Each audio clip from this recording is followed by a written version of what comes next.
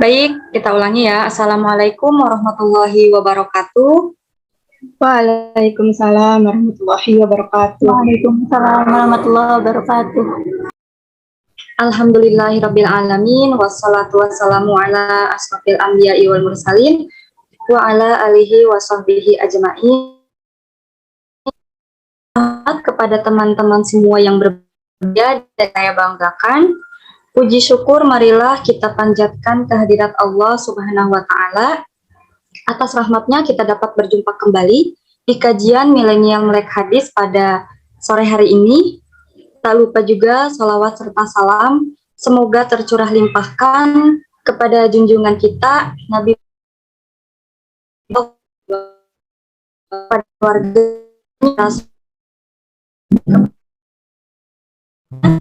dan petunjuknya di hari kiamat. Amin amin ya Allah ya rabbal alamin. Baik teman-teman yang sudah hadir di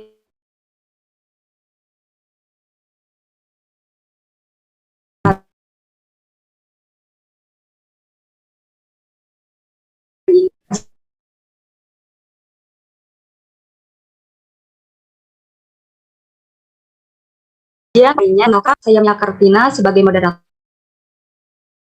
dan kali yang sangat luar biasa, yakni ada Teh Marcelia Putri sebagai pemateri pertama, kemudian Teh Maisari sebagai pemateri kedua, dan juga ada Teh Linda Hikmatun Nazila sebagai pemateri ketiga. Sebelum memulai, alangkah baiknya kita bersama-sama membaca basmalah terlebih dahulu. Bismillahirrahmanirrahim. Baik, langsung saja kepada pemateri pertama, yaitu Teh Marcelia Putri. Kepadanya saya persilahkan.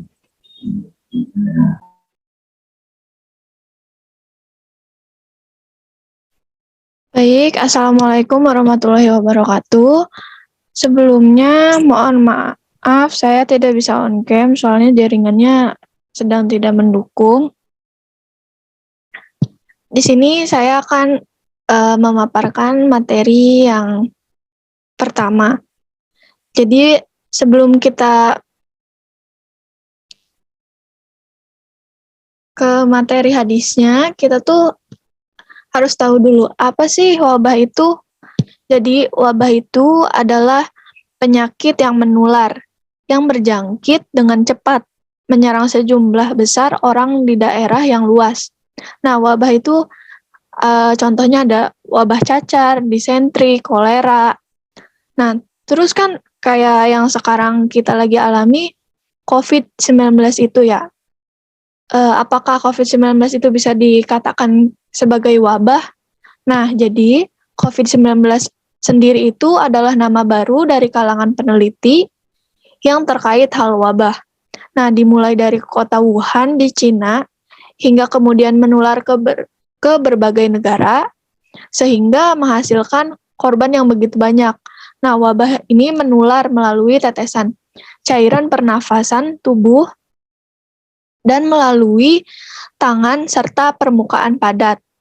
Nah, ada juga dikutip dari kompas.com menyebutkan bahwa jumlah pasien yang terindikasi COVID-19 di seluruh dunia itu pada tanggal 11 bulan 4 2020 saat itu mencapai 1,6 juta kasus. Nah,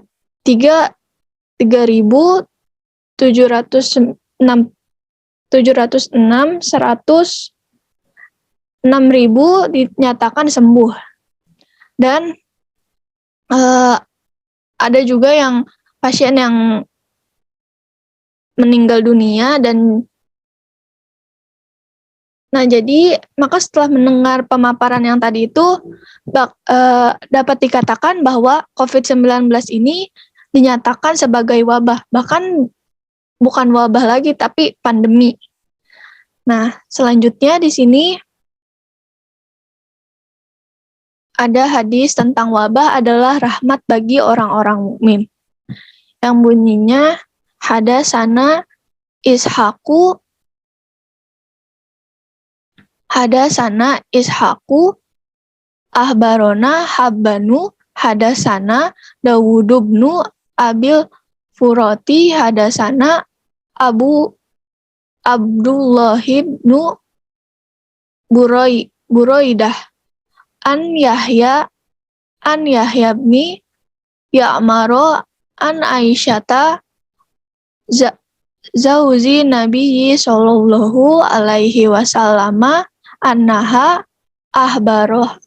ahbarothu annaha salat Rasulullah sallallahu alaihi wasallam ani to'uni fa ahbaroha Nabiyullahi sallallahu alaihi wasallam annahu kana azaban yab'asuhullahu ala mayyasha faja'allahu rahmatan lil mu'minin falaisa min abdin ya'uta'unu fayamkusu fi baladihi sobiron ya'lamu annahu layu si bahu ila ma kataballahu lahu illa kana lahu mislu ajari sahidi rawahu Bukhari. Nah, yang artinya menceritakan kepada kami Ishak menggambarkan kepada kami Haban menceritakan kepada kami Abu Dawud bin Al-Furat menceritakan kepada kami Abdullah bin Buraidah dari Yahya bin Ya'mar dari Aisyah istri Nabi Muhammad SAW yang memberitahunya bahwa dirinya pernah bertanya kepada Rasulullah SAW perihal taun atau wabah penyakit. Lalu Nabi Muhammad SAW memberitahunya, dahulu taun adalah siksa yang dikirimkan Allah kepada siapa saja yang dikehendakinya. Lalu Allah menjadikan rahmat bagi orang-orang mukmin. Tiada seorang hamba yang tertimpa taun kemudian menahan diri di negerinya dengan bersabar, seraya menyadari bahwa taun tidak akan mengenainya, kecuali apa yang telah Allah tetapkan bagi dirinya, melainkan baginya pahala seperti pahala orang yang mati syahid. Hadis riwayat Al-Bukhari. Mungkin cukup sekian yang dapat saya sampaikan, kurang lebihnya mohon maaf, saya kembalikan lagi ke moderator. Terima kasih. Ya, baik. Terima kasih kepada Teh Marcelia Putri yang sudah menyampaikan materinya dengan baik. Kita lanjut kepada pemateri kedua, yaitu Teh Mayasari. Kepadanya saya persilahkan. Assalamualaikum warahmatullahi wabarakatuh. Mohon maaf sebelumnya nggak bisa on cam. Sinyal kurang baik. Langsung saja untuk mempersingkat waktu. Di sini saya akan menjelaskan tentang syarah hadis. Ibnu Hajar al-Asqalani memaparkan definisi tahun itu menurut beberapa ulama. Di antaranya itu ada menurut Al-Khalil, tahun itu adalah wabah. Dan juga ada menurut Ibnu al-Atsir, pengarang kitab An-Nihayah, tahun itu adalah penyakit yang mengotori udara dan merusak anggota tubuh. Dan juga ada menurut Abu Bakar bin Al-Arabi, tahun itu adalah penyakit yang mematikan jiwa, seperti beliau disebut demikian karena banyaknya orang yang terpapar dan mematikan dengan cepat. Dan juga ada menurut Ad-Dawadi, tahun itu adalah benjolan yang muncul di setiap lipatan anggota tubuh dan itu merupakan wabah. Dan juga ada menurut Iyad, tahun itu adalah bisul yang memborok yang keluar dari tubuh. Sedangkan wabah adalah penyakit secara umum.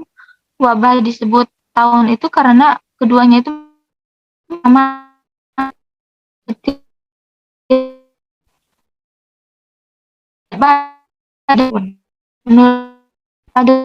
Menurut Abdullah. Tahun itu adalah kelenjar yang muncul dari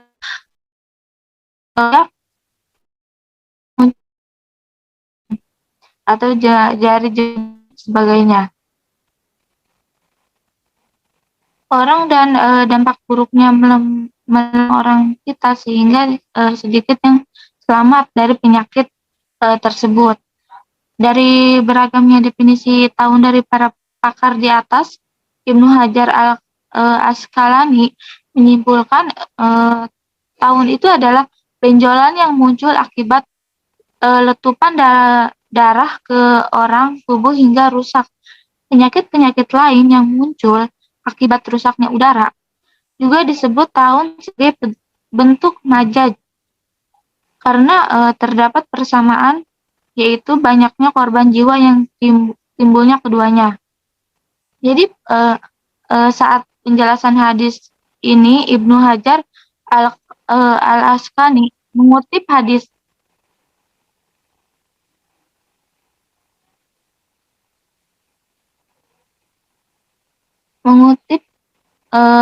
lain riwayat Ahmad.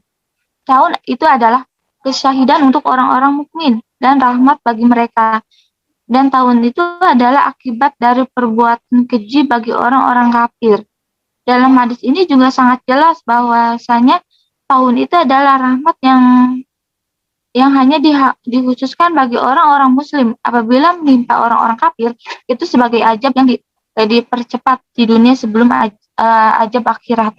Dalam hadis Ibnu Umar yang diriwayatkan Ibnu Majah dan Al-Bakhari disebutkan datangnya tahun itu akibat nampaknya perbuatan keji.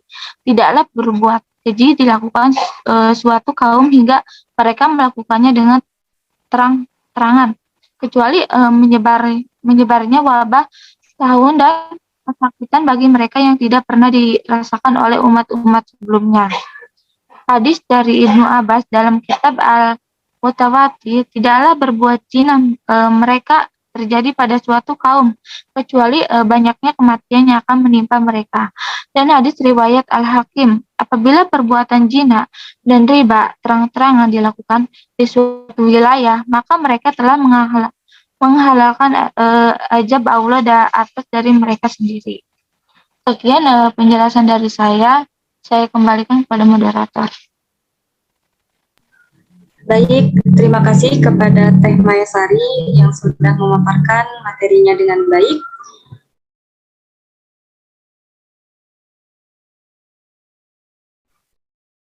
Oke, baik teman-teman, kita lanjutkan ya. Pada Teh Linda Hikmatun Nazila, materi terakhir, saya persilahkan untuk memaparkan materinya. Oke, baik, terima kasih banyak pada moderator. Mohon maaf sebelumnya di sini berisik ya, ini lagi di markas di tempat les. Jadi di sini sedang ada produksi kue kering, jadi banyak orang di sini. Oke, dilanjutkan saja ya. Sekarang kita ke materi terakhir di bagian C ya, Anda selesaikan terlebih dahulu terkait dengan pahala kesyahidan untuk orang yang meninggal akibat taun. Nah, itu untuk memperoleh kesyahidan tersebut ada beberapa syarat. Yang pertama itu orang tersebut harus sadar dalam menjalani apa yang sedang terjadi saat itu. Nah, kemudian yang kedua itu berdiam diri di rumah. Jika ada wabah taun yang turun di daerah tersebut. Kemudian yang ketiga, menyadari ikhlas akan ada wabah tersebut sehingga dia menyadari benar-benar bahwasanya wabah tersebut datangnya dari Allah. Nah, sekarang yang terakhir yaitu bagian D tentang pelajaran yang dipetik dari hadis. Ada beberapa hal. Yang pertama yaitu kita harus tahu bahwasannya wabah taun atau penyakit yang terjadi pada manusia ialah berasal dari Allah Subhanahu wa Ta'ala dan memiliki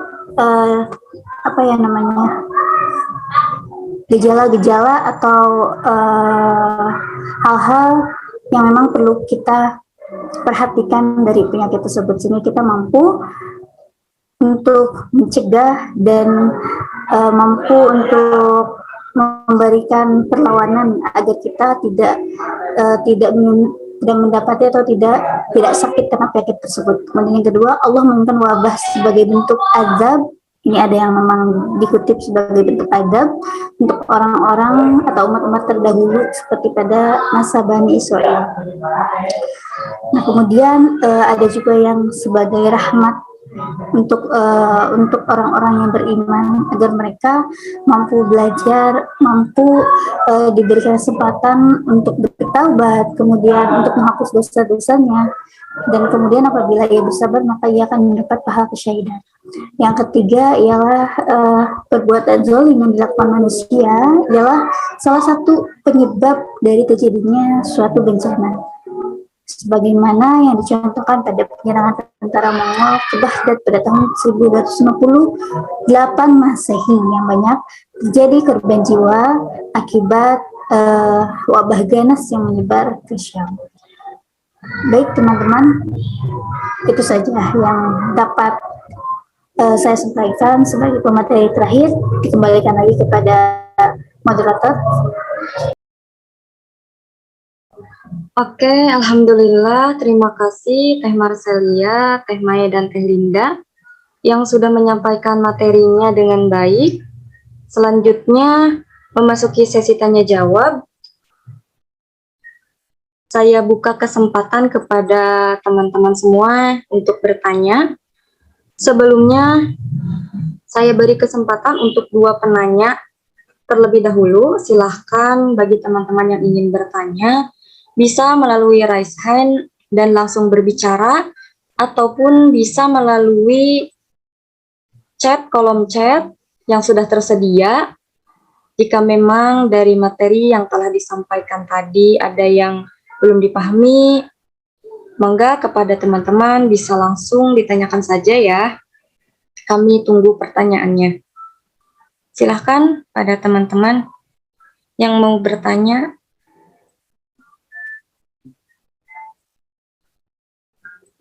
Gimana teman-teman? Apakah ada yang ingin ditanyakan?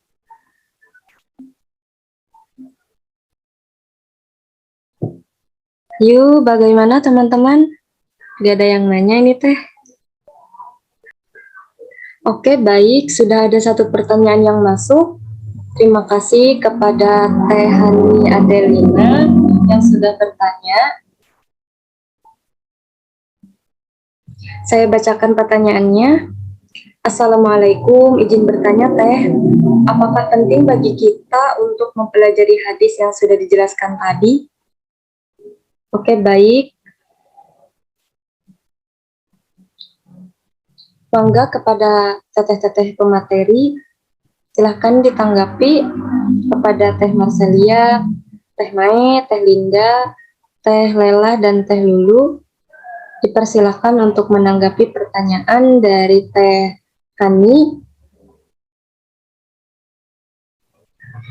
Baik, selagi nunggu jawaban dari teman-teman, saya juga di sini membuka untuk 1 orang penanya lagi. Silakan yang mau bertanya kepada teman-teman. Sembari kita nunggu respon dari para pemateri.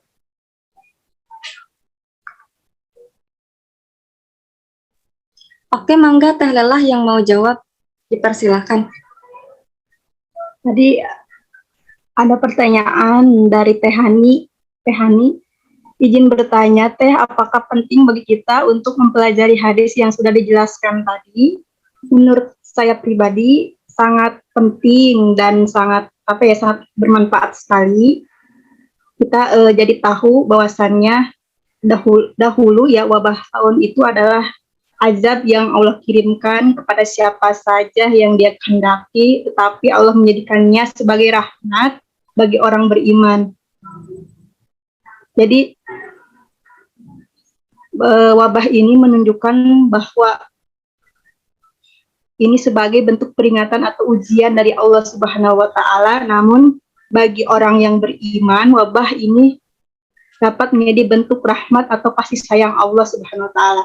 Dan di mana ketika kita mengetahui hadis ini, kita jadi mengetahui hikmahnya pelajaran yang dapat dipetik dari hadis ini.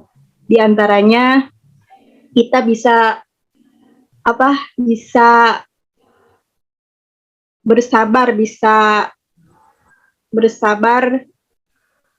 karena ketika kita terjadinya lockdown atau karantina di Indonesia, kita kan melatih kesabaran diri kita untuk tetap menahan diri di rumah. Sabar dalam artian menahan diri untuk tidak keluar dari wilayah yang terkena wabah sampai berakhir masa wabah tersebut, semata-mata karena ingin mengharap ridho Allah serta meyakini bahwa wabah tersebut adalah suratan takdir Allah Subhanahu wa taala tanpa mengeluh dan putus asa. Dan kemudian kita juga bisa meningkatkan ibadah kita selama masa karantina di rumah. Hendaklah kita meningkatkan kualitas ibadah dan selalu berdoa kepada Allah agar mungkin wabah di negara kita segera lenyap dari muka bumi ini, di mana pada bulan suci ini kan rumah dapat dijadikan sebagai sentral ibadah di saat wabah, di mana segala rangkaian ibadah dapat dilakukan secara perorangan atau berjamaah bersama anggota inti keluarga di rumah seperti tilawah Al-Quran, sholat duha, sholat tarawih, witir, berzikir, berbuka puasa, dan aktivitas ibadah lainnya seperti itu. Teh Hani, oke, baik. Terima kasih Teh Hani sudah bertanya kepada kami. Ya, terima kasih juga kepada Teh Lela yang sudah menjawab pertanyaan dari Teh Hani. Dan juga terima kasih kepada Teh Hani karena sudah bertanya. Baik, sepertinya sudah satu pertanyaan yang kami jawab. Bagaimana teman-teman? Apakah ada yang mau menambahkan atau bahkan ada yang mau bertanya kembali? Dipersilahkan. Kami tunggu kepada yang mau bertanya.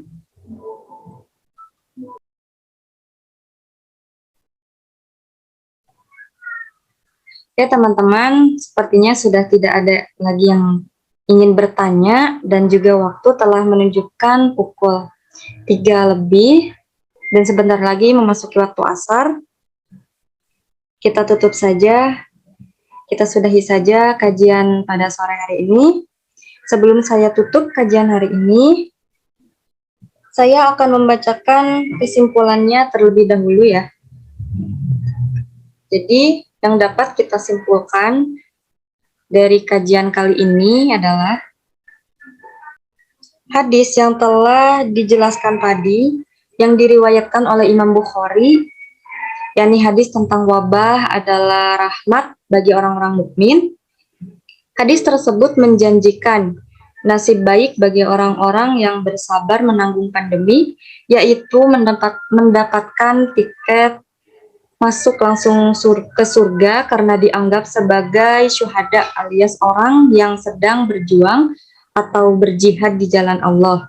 Jadi, bencana wabah yang saat ini kita alami, seyogianya kita jadikan sebagai bahan renungan untuk berbagai hal seperti perlunya memperbaiki relasi umat manusia dengan alam, mematuhi protokol berdiam diri di rumah dengan sabar, untuk menghindari penyebar luasan wabah, dan yang paling penting yaitu ikhlas menerima takdir Allah guna meningkatkan imunitas tubuh dan mendapatkan kenikmatan, pahala, dan menganggap ujian ini sebagai rahmat bagi calon mujahid sebagaimana Allah janjikan di akhirat nanti. Baik, saya Mia Kartina selaku moderator mengucapkan terima kasih kepada teman-teman semua yang sudah berkenan meluangkan waktunya untuk hadir di kajian pada sore hari ini. Dan juga saya ucapkan terima kasih kepada pemateri Teh Marcelia, Teh Mae, Teh Linda, Teh Lulu, dan Teh Lela. Mungkin itu saja yang dapat kami sampaikan. Mohon maaf atas segala kekurangannya. Saya tunggu teman-teman di pekan selanjutnya agar bisa bergabung kembali. Sebelum saya tutup, alangkah baiknya bersama-sama kita membaca hamdalah bersama-sama, dilanjut dengan doa kafaratul majlis. Alhamdulillahirabbil alamin. Subhanakallahumma wa bihamdika asyhadu an la ilaha illa anta astaghfiruka wa atubu ilaik. Baik, saya Mia Kartina selaku moderator pamit undur diri. Wallahul muwafiq ila aqwamit thoriq. Wassalamualaikum warahmatullahi wabarakatuh. Waalaikumsalam Waalaikumsalam warahmatullahi warahmatullahi wabarakatuh. wabarakatuh.